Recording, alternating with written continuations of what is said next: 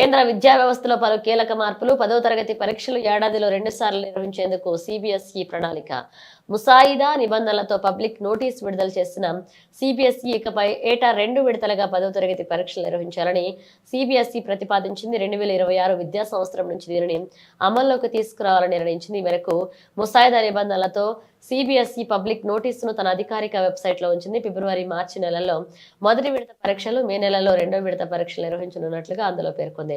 ఈ 2 పరీక్షలు కూడా పూర్తి స్థాయి సిలబస్ తో నిర్వహిస్తామని ముసాయిదాలో స్పష్టం చేసింది. వీటిపై మార్చి 9లోగా అభిప్రాయాలు చెప్పాలని కోరింది.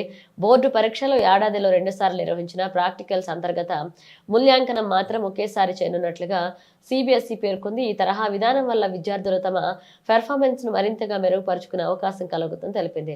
కేంద్ర విద్యాశాఖ మంత్రి అధ్యక్షతన జరిగిన ఈ సమావేశంలో ఈ అంశాలపై చర్చించినట్లుగా మంగళవారం విడుదల చేసిన ప్రకటనలో పేర్కొంది.